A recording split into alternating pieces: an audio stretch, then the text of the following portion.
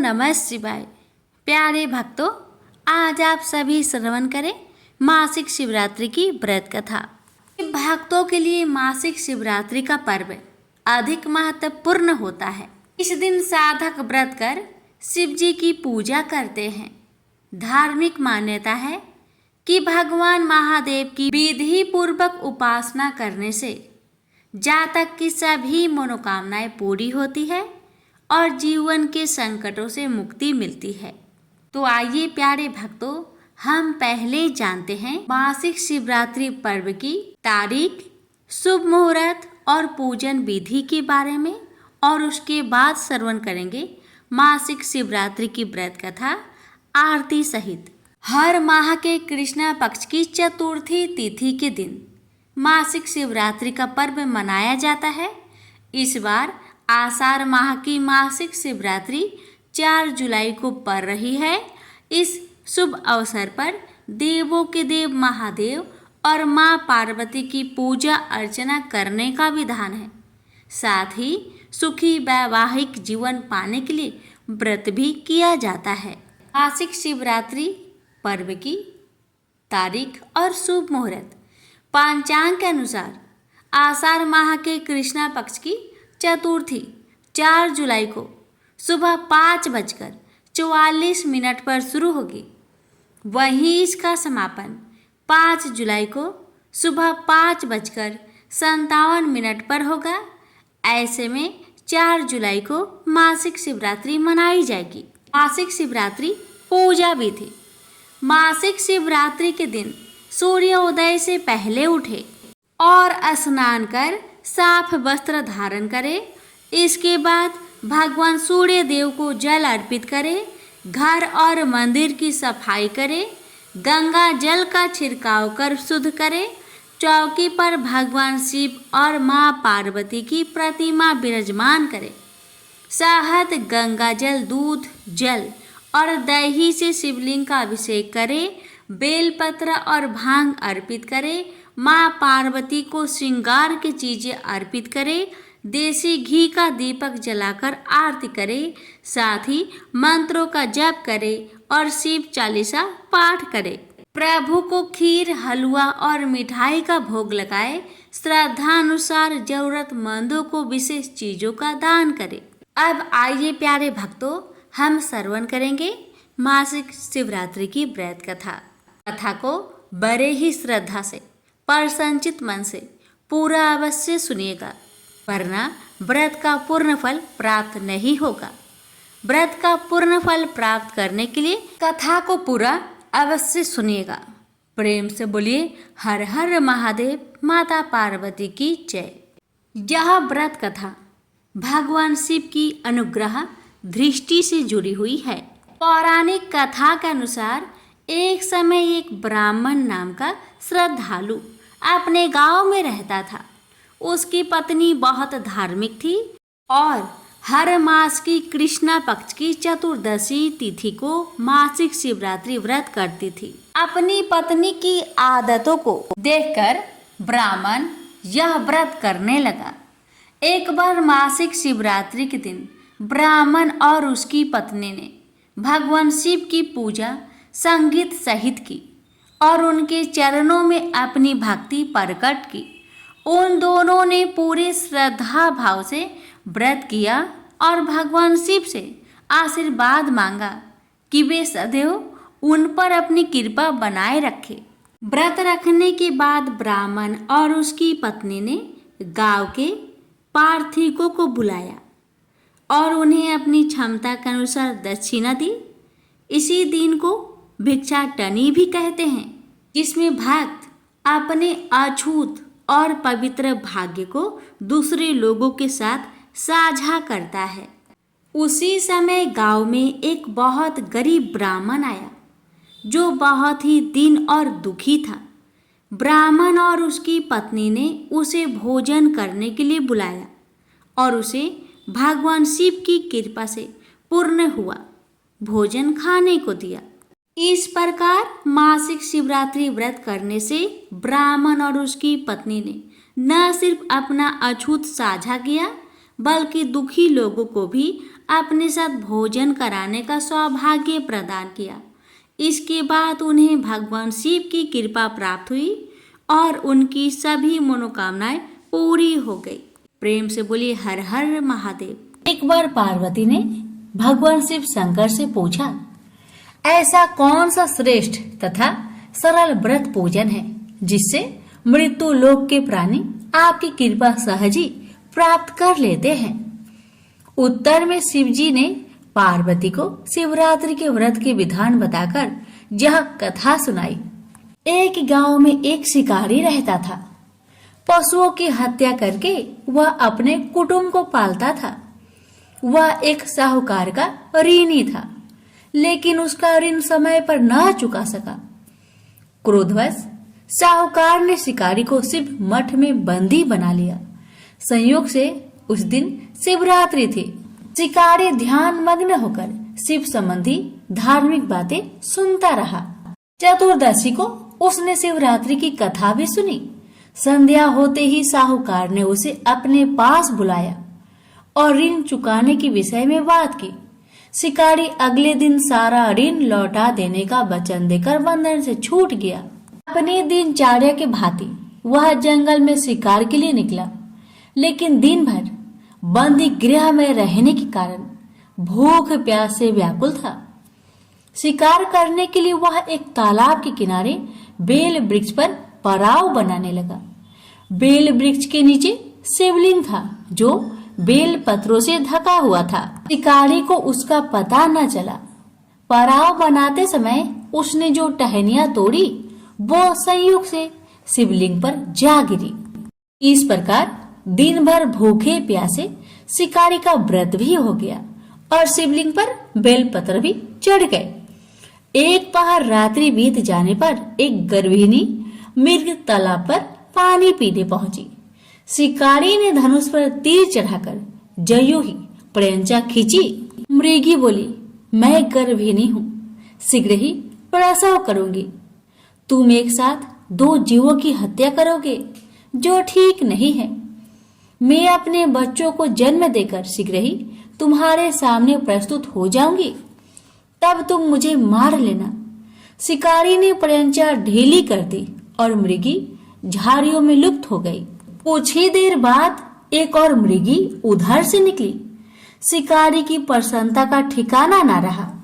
समीप आने पर उसने धनुष पर बाण चढ़ाया। तब उसे देख मृगी ने विनम्रता पूर्वक निवेदन किया, हे पारधी, मैं थोड़ी देर पहले ही ऋतु से निवृत्त हुई हूँ, कामातुर बिरहिनी हूँ, अपने प्रिय की खोज में भटक रही हूँ। मैं अपने पति से मिलकर शीघ्र ही तुम्हारे पास आ जाऊंगी। शिकारी ने उसे भी जाने दिया। 2 बार शिकारी को खोकर उसका माथा ठनका। वह चिंता में पड़ गया।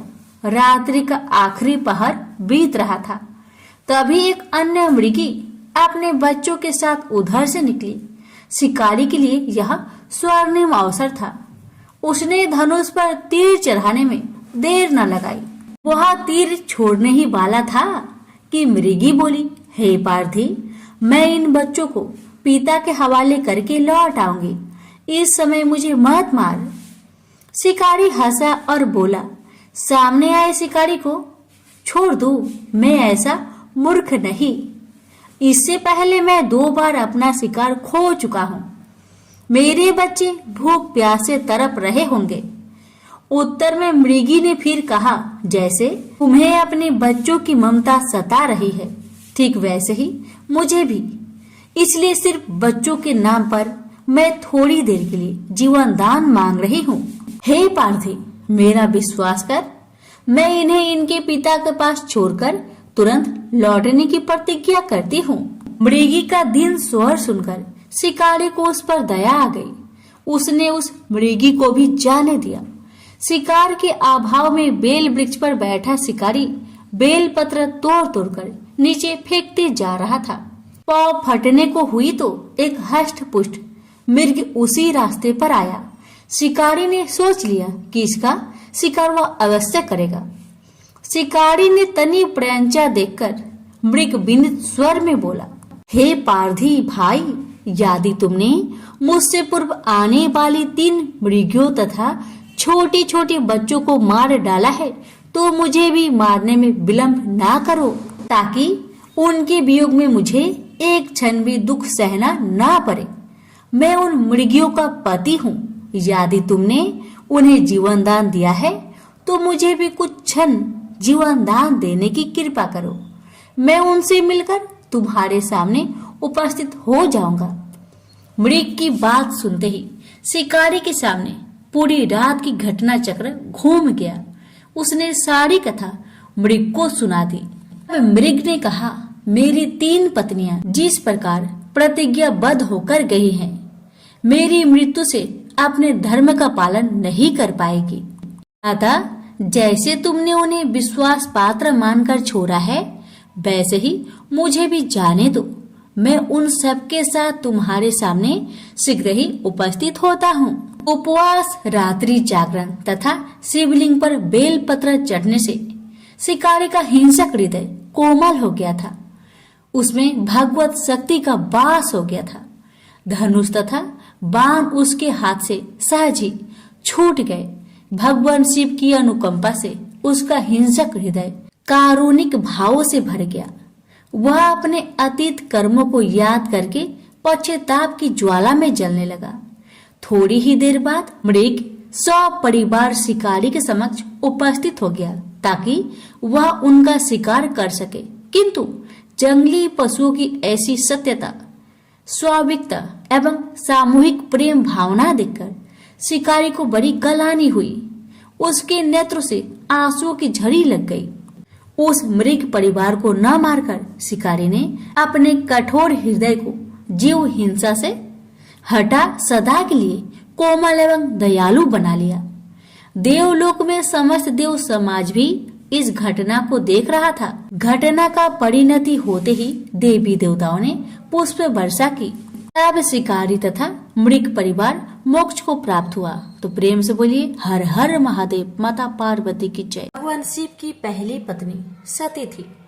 यह विवाह उन्होंने सती के पिता दक्ष की इच्छा के विरुद्ध किया था, जो उनका अपमान करने के अवसर ढूंढा करते थे। पिता के ऐसे व्यवहार से लज्जित होकर सती ने अपना शरीर त्याग दिया। उनकी मृत्यु के बाद शिव हिमालय पर जाकर फिर से तपस्या में लीन हो गए।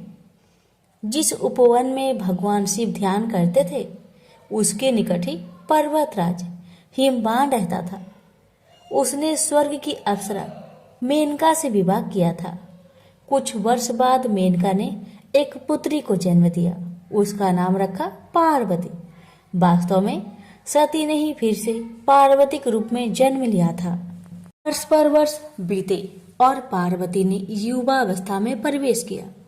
एक दिन मेनका ने अपने पति से कहा, स्वामी, पार्वती अब विवाह योग हो गई है। अब हमें पार्वती के लिए योग वर खोजना चाहिए। हिमवान बोला, मैं जानता हूँ, परंतु कोई योग वर ध्यान में नहीं आता। मैं अपनी पुत्री का हाथ उसी के हाथ में दूंगा जो सब प्रकार से योग होगा। एक दिन नारद मुनि हिमवान के घर आए। जब उन्होंने पार्वती को देखा तो हिमवान से बोले, हिम, तुम्हारी पुत्री के भाग्य में तो भगवान शिव से विवाह करने का योग है। नारद मुनि की बात सुनकर हिमवान सोचने लगा, शिव के पास मैं कैसे जाऊं?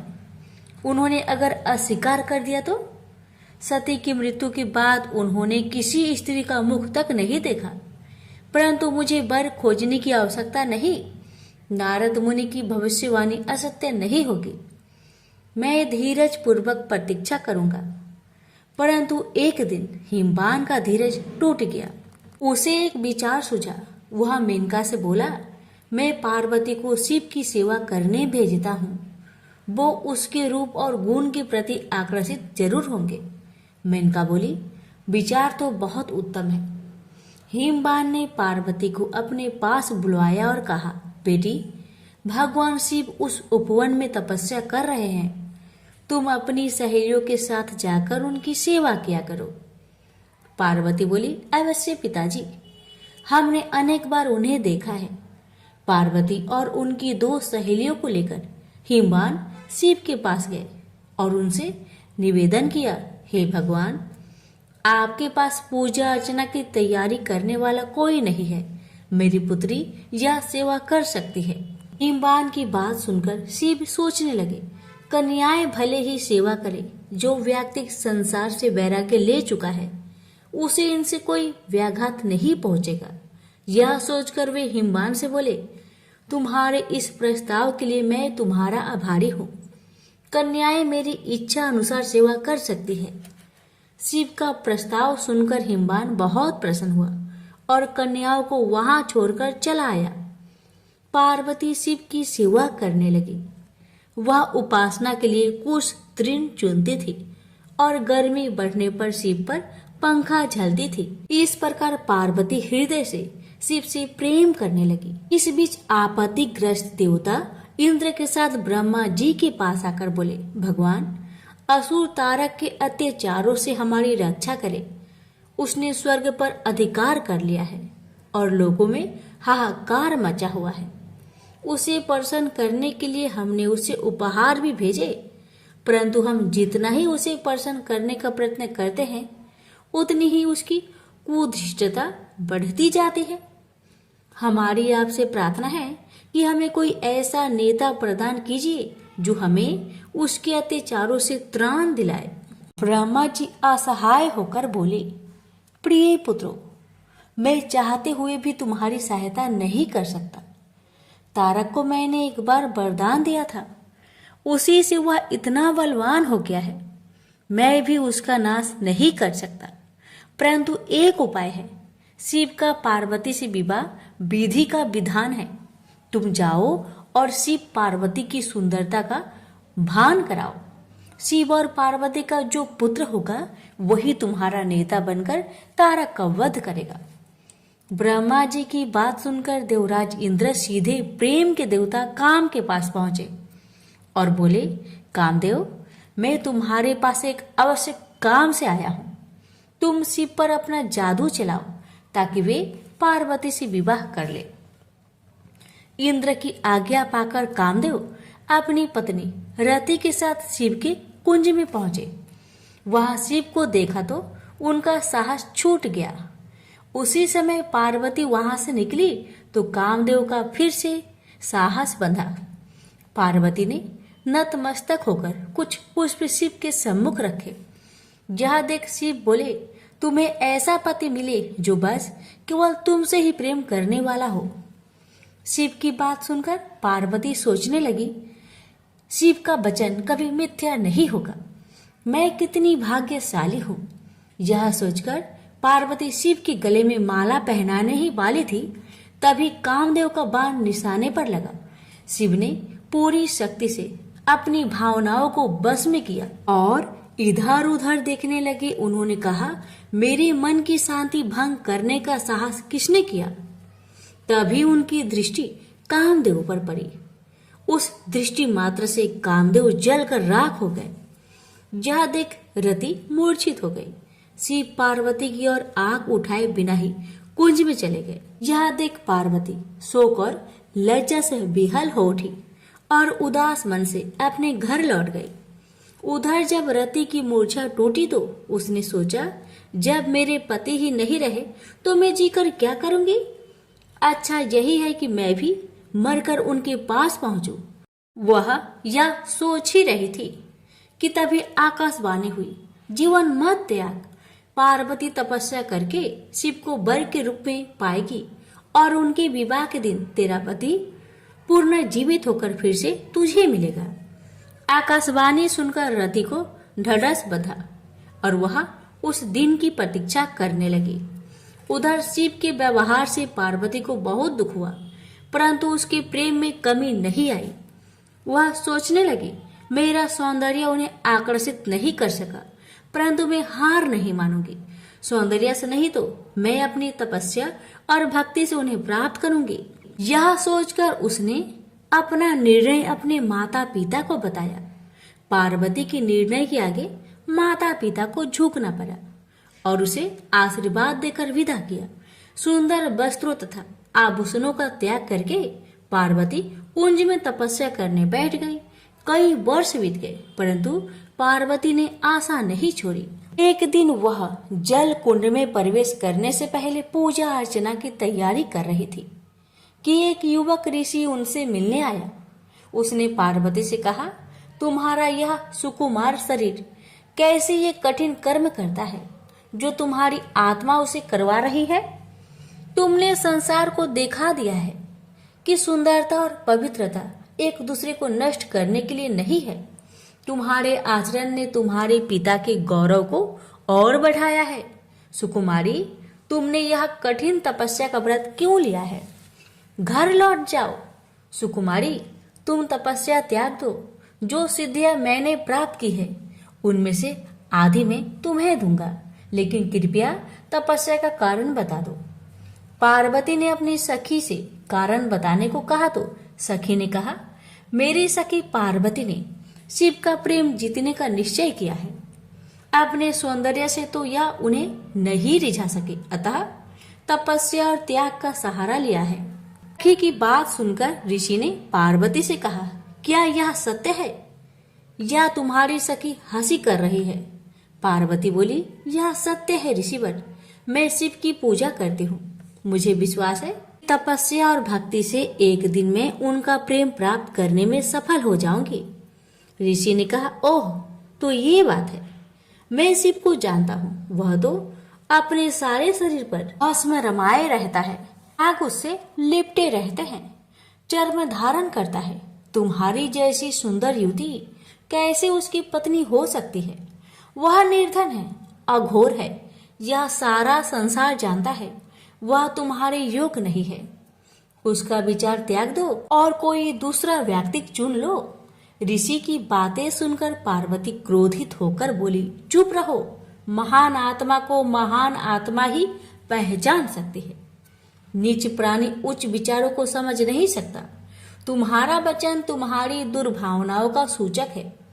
शिव दिखावे से नहीं प्रभावित होते हैं, न किसी को प्रभावित करते हैं। वे अघोर है, निर्धन है, चर्म धारण करते हैं, उनके शरीर से सर्प लिपटे रहते हैं। तो क्या हुआ? वो मेरे मनोनीत देवता है। उनमें चाहे दुर्बलताएं अधिक हो और गुण कम, फिर भी मैं उन्हें चाहती हूँ। पार्वती की सहेलियां यह सुनकर चकित रह गई।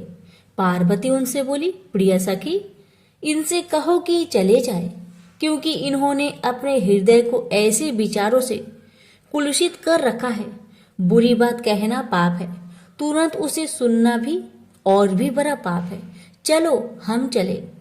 क्रोध से भरकर पार्वती जैसे ही चलने को हुई, ऋषि ने जल्दी से आगे बढ़कर उसका मार्ग रोक लिया। देखकर पार्वती आश्चर्य हो गई।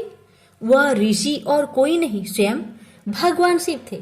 वे पार्वती से बोले, सुकुमारी, तुम्हारी तपस्या और भक्ति ने मुझे जीत लिया है।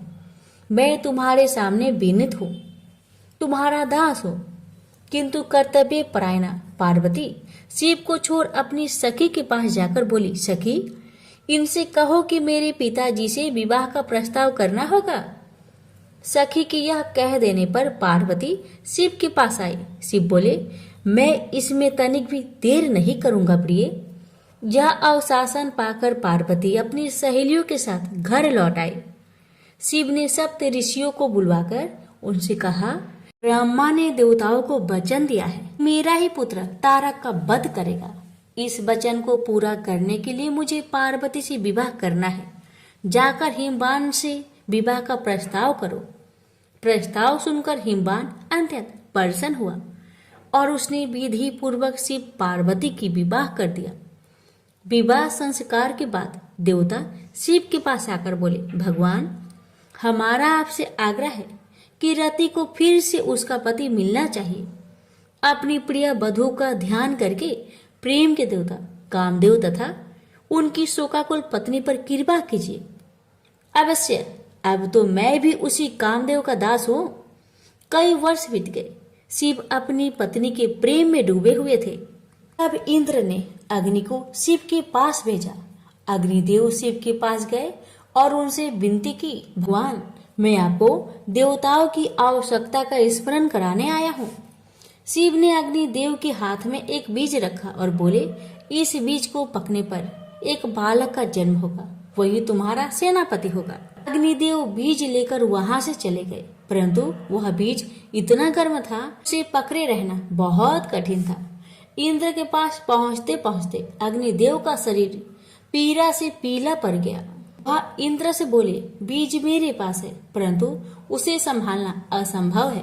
अग्निदेव की दशा देखकर इंद्र दुखी होकर बोले, तुम उसे गंगा के पास ले जाओ, वह तुम्हें ठंडक पहुंचाएगी और इसे संभालेगी। अग्निदेव गंगा के पास गए। जब उन्होंने बीज को लेकर उसमें डुबकी लगाई तो उसमें उफान आने लगा और वह उबलने लगी। तब बीज किनारे पर जा गिरा। उसी समय स्वर्ग की 6 अप्सराएं गंगा में स्नान करने आई। उन्होंने बीज को उठाकर सर घास में रख दिया। बीज तब तक पक चुका था और उसमें से कार्तिकेय प्रकट हुए। आश्चर्यचकित अप्सराएं बोली, इसे हम अपने साथ ले जाएंगे, पहले पहले हमने ही देखा है। फिर गंगा स्त्री का रूप धारण कर बाहर आई और अग्निदेव भी वहां आए। गंगा बोली, इसे मैं ले जाऊंगी, मैंने इसे जन्म दिया है। अग्निदेव बोले, नहीं, यह हमें प्रदान किया गया है। उसी समय शिव तथा पार्वती वहां आए। शिव ने विवाह का निर्णय करते हुए कहा, जो बालक देवताओं का नेतृत्व करने वाला है उसका पालन पोषण पार्वती ही कर सकती है। पार्वती ने प्रेम से बालक को उठाकर छाती से लगा लिया। फिर वे कैलाश पर्वत पर लौट आई। समय बीतने के साथ कार्तिकेय बड़ा हुआ। उसके नेतृत्व में देवताओं और तारक के बीच भीषण युद्ध हुआ। कार्तिकेय ने उसे मार डाला। स्वर्ग का सिंहासन फिर से इंद्र को मिला और स्वर्ग में फिर से सुख शांति का साम्राज्य प्रस्थापित हुआ। प्रेम से बोलिए, हर हर महादेव। माता पार्वती की जय। माटी नाम का एक बड़ा शिव भक्त था। उसने संतान प्राप्ति के लिए 100 साल तक शिव जी का कठोर तप किया। शिव जी ने उसे संतान का वरदान दिया। समय आने पर उसकी पत्नी गर्भवती हुई। पत्नी का प्रसव 4 साल तक नहीं हुआ तो माटी को बड़ी चिंता हुई। पता चला कि गर्भ का बालक कालमार्ग नामक राक्षस के डर से बाहर नहीं निकल रहा।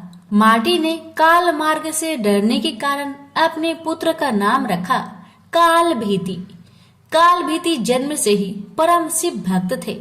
बड़ा होते ही कालभीति घोर तपस्या में लगे।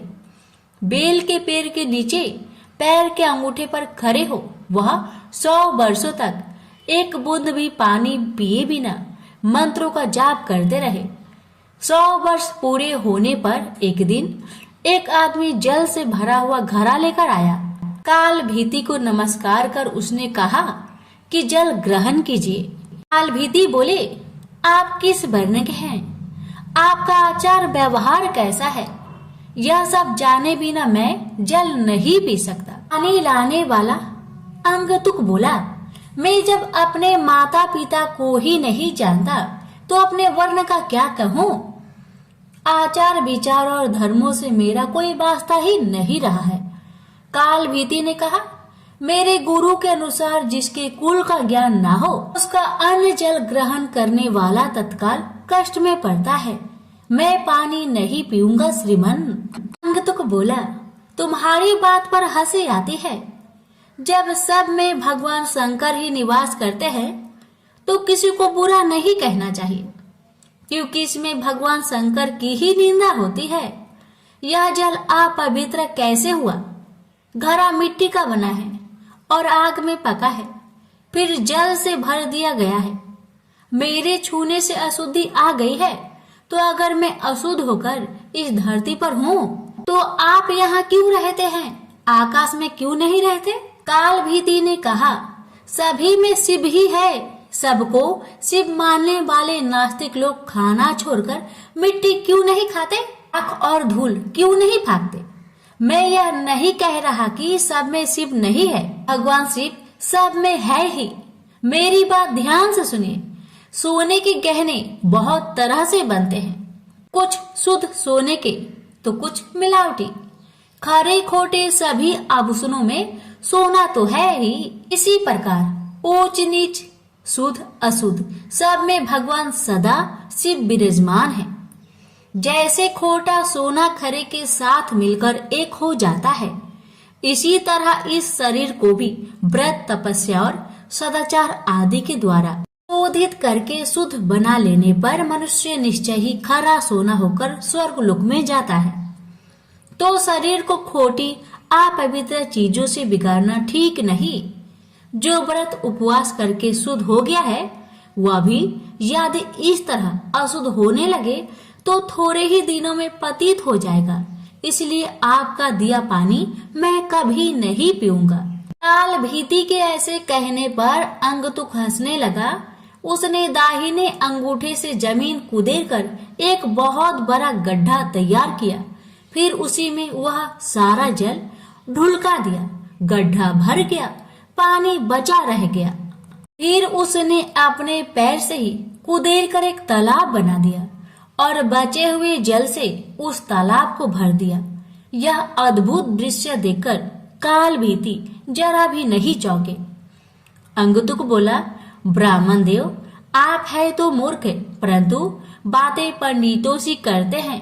लगता है आपने विद्वान की बात नहीं सुनी। कुआं दूसरे का, घड़ा दूसरे का और रस्सी दूसरे की है। एक पानी पिलाता है और एक पीता है। सब समान फल के भागी होते हैं। ऐसा ही मेरा भी जल है। तुम धर्म के ज्ञाता हो, फिर क्यों इसे नहीं पियोगे? काल भीति ने विचार किया, यदि एक कार्य में अनेक सहायक हो तो काम करने वाले को मिलने वाला फल बढ़कर समान हो जाता है। बात तो ठीक है। काल भीति ने उस मनुष्य से कहा, आपका यह कहना ठीक है। कुएं और तालाब का पानी पीने में दोष नहीं है, फिर भी आपने तो अपने घड़े के जल से ही इस गड्ढे को भरा है। यह बात सामने देखकर मैं हरगिज इसे नहीं पीऊंगा। काल भीति के हठ पर वह पुरुष हंसता हुआ अंतर्ध्यान हो गया। अब काल भीति को अचरज हुआ। सोचने लगे कि यह क्या किस्सा है। इतने में ही उस बेल के पेड़ के नीचे धरती फाड़कर सुंदर चमचमाता शिवलिंग प्रकट हो गया। तब काल भीति ने कहा, जो पाप के काल है, जिनके कंठ में काला चिन्ह सुशोभित होता है तथा जो संसार के काल स्वरूप है, उन भगवान महाकाल की मैं शरण लेता हूँ। आप हमें शरण दीजिए। आपको बारंबार नमस्कार है। काल भीति की स्तुति पर महादेव उस लिंग से प्रकट हुए और कहा, ब्राह्मण, तुमने इस महातीर्थ में रहकर मेरी जो आराधना की है, उससे मैं संतुष्ट हूँ। अब काल मार्ग से तुम निर्भय रहो। मैं ही मनुष्य रूप में प्रकट हुआ था। मैंने यह गड्ढा और तालाब सब तीर्थों के जल से भरा है। यह परम पवित्र जल तुम्हारे लिए ही लाया था। तुम मुझसे कोई मनोवांछित वर मांगो। काल भीति ने कहा, प्रभु, यदि आप मुझ पर प्रसन्न हैं, तो सदा यहाँ निवास करें। इस शिवलिंग पर जो भी दान पूजन किया जाए वह अच्छा ही हो। आपने काल से मुझे मुक्ति दिलाई है, इसलिए यह शिवलिंग महाकाल के नाम से प्रसिद्ध हो। भगवान बोले, जो कोई अक्षय तृतीया, शिवरात्रि, सावन मास, चतुर्दशी, अष्टमी, सोमवार तथा विशेष पर्व के दिन इस सरोवर में स्नान करके इस शिवलिंग की पूजा करेगा, वह शिव को ही प्राप्त होगा। यहाँ किया हुआ जप, तप और रुद्र जप सब अच्छा होगा। तुम नंदी के साथ मेरे दूसरे द्वारपाल बनोगे। काल पर विजय पाने से तुम महाकाल के नाम से प्रसिद्ध होगे। शीघ्र ही राजश्री कर्णधम यहाँ आएंगे। उन्हें धर्म का उपदेश करके तुम मेरे लोक में चले आओ। यह कहकर भगवान रुद्र उस लिंग में ही लीन हो गए। स्कंद पुराण की यह कथा श्रवण, पठन एवं मनन करने से आशुतोष महाकाल अत्यंत प्रसन्न होते हैं। प्रेम से बोलिए हर हर महादेव। माता पार्वती की जय। उज्जैनी में राजा चंद्रसेन का राज था। वह भगवान शिव का परम भक्त था। शिव गणों के मुख्य मणिभद्र नामक गण उसका मित्र था। एक बार मणिभद्र ने राजा चंद्रसेन को एक अत्यंत तेजोमयी चिंतामणि प्रदान की। चंद्रसेन ने इसे गले में धारण किया तो उसका प्रभा मंडल तो जगमगा ही उठा। साथ ही दूसरे देशों में उसकी यह कीर्ति बढ़ने लगी। उस मणि को प्राप्त करने के लिए दूसरे राजाओं ने प्रयास आरंभ कर दिया। कुछ ने प्रत्यक्षतः मांग की, कुछ ने विनती की। चूंकि वह राजा की अत्यंत प्रिय वस्तु थी, अतः राजा ने वह मणि किसी को नहीं दी। अंततः उन पर मणि आकांक्षी राजाओं ने आक्रमण कर दिया। ये भक्त चंद्रसेन भगवान महाकाल के शरण में जाकर ध्यान मग्न हो गया। जब चंद्रसेन समादित्य था, तब वहां कोई गोपी अपने छोटे बालक को साथ लेकर दर्शन हेतु आई। बालक की उम्र थी 5 वर्ष और गोपी विधवा थी। राजा चंद्रसेन को ध्यान मग्न देखकर बालक भी शिव की पूजा हेतु प्रेरित हुआ। वह कहीं से एक पाषाण ले आया और अपने घर के एकांत स्थल में बैठकर भक्ति भाव से शिवलिंग की पूजा करने लगा। कुछ देर पश्चात उसकी माता ने भोजन के लिए उसे बुलाया, किंतु वह नहीं आया। फिर बुलाया, वह फिर नहीं आया। माता स्वयं बुलाने आई तो उसने देखा बालक ध्यान मग्न बैठा है और उसकी आवाज सुन नहीं रहा है। तब क्रोध हो माता ने उस बालक को पीटना शुरू कर दिया और समस्त पूजन सामग्री उठाकर फेंक दी। ध्यान से मुक्त होकर बालक चेतना में आया तो उसे अपनी पूजा को नष्ट देखकर बहुत दुख हुआ। अचानक उसकी व्यथा की गहराई से चमत्कार हुआ। भगवान शिव की कृपा से वहाँ एक सुंदर मंदिर निर्मित हो गया। मंदिर के मध्य में दिव्य शिवलिंग विराजमान था एवं बालक द्वारा सज्जित पूजा यथावत थी। उसकी माता की तंद्रा भंग हुई तो वह भी आश्चर्यचकित हो गई। राजा चंद्रसेन को जब शिवजी की अनन्य कृपा से घटित इस घटना की जानकारी मिली तो वह भी उस शिव भक्त बालक से मिलने पहुंचा। अन्य राजा जो मणि हेतु युद्ध पर उतारू थे, वे भी पहुंचे। सभी ने राजा चंद्रसेन से अपने अपराध की क्षमा मांगी और सब मिलकर भगवान महाकाल का पूजन अर्चन करने लगे। तभी वहां राम भक्त श्री हनुमान जी अवतरित हुए और उन्होंने गोप बालक को गोद में बैठाकर सभी राजाओं और उपस्थित जन समुदाय को संबोधित किया। रते शिवम नान्यताम गतिरस्ति शरीरिणाम एवं गोपसुतोदिष्टया शिव पूजां विलोक्य चपई अमंत्रेणापि संपूज्य शिवम शिवम वाप्तवान एष भक्तवरः शंभोर्गोपाणां कीर्तिवर्धनः इह भुक्त्वाखिलान् भोगानन्ते मोक्षमवाप्स्यति अस्य वंशेस्तं भावी नंदो नाम महायशः प्राप्स्यते तस्य पुत्रत्वं कृष्णो नारायणः स्वयं। अर्थात शिव के अतिरिक्त प्राणियों की कोई गति नहीं है। इस गोप बालक ने अन्यत्र शिव पूजा को मात्र देखकर ही या किसी मंत्र अथवा विधि विधान के शिव आराधना कर शिव तत्व सर्वविध मंगल को प्राप्त किया है। यह शिव का परम श्रेष्ठ भक्त समस्त गोप जनों की कृति बढ़ाने वाला है। इस लोक में यह अखिल अनंत सुखों को प्राप्त करेगा। वह मृत्यु उपरांत मोक्ष को प्राप्त होगा। इसी के वंश का 8वां पुरुष महायशस्वी नंद होगा, जिसके पुत्र के रूप में स्वयं नारायण कृष्ण नाम से प्रतिष्ठित होंगे। कहा जाता है भगवान महाकाल तब से ही उज्जैनी में स्वयं विराजमान है। हमारे प्राचीन ग्रंथों में महाकाल की असीम महिमा का वर्णन मिलता है। महाकाल साक्षात राजाधिराज देवता माने गए हैं। महाशिवरात्रि के दिन समूचा शहर शिवमय हो जाता है। चारों ओर बस शिव जी का ही गुंजन सुनाई देता है। सारा शहर बाराती बन शिव विवाह में शामिल होता है। अगले दिन आवश्यक को सवेरे ही अत्यंत आकर्षक दर्शन होते हैं। नयनाभिराम साज सज्जा के बीच एक उत्सव धूमधाम से संपन्न होता है।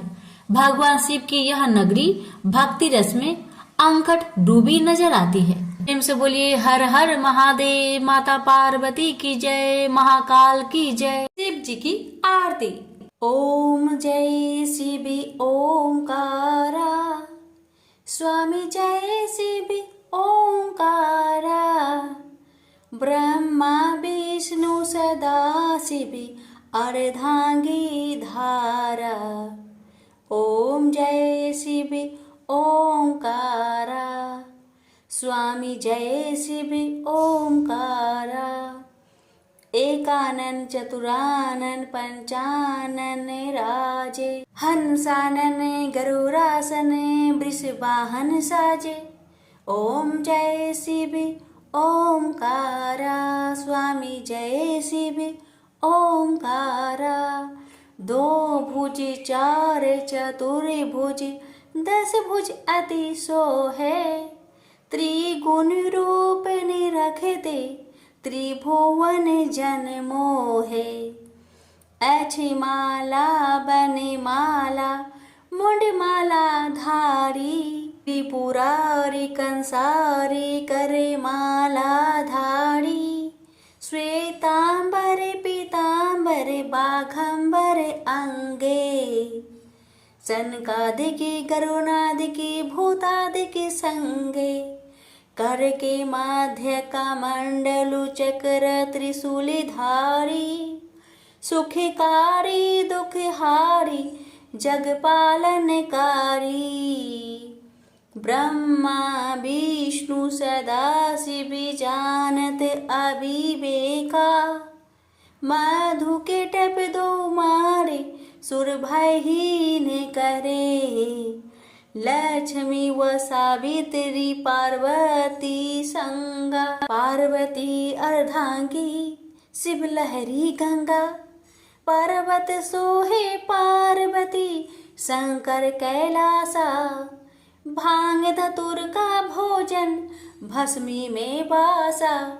जटा में गंग बहत है, गल मुंडन माला। शेष नाग लिपटावत, ओढ़त मृगी छाला। काशी में विराजे विश्वनाथ, नंदी ब्रह्मचारी। नीत उठ दर्शन पावत, महिमा अति भारी। त्रिगुण स्वामी जी की आरती, जो कोई नरे गावे। कहत शिवानंद स्वामी, मनवांछित फल पावे। ओम नमः शिवाय, हर हर महादेव। माता पार्वती की जय।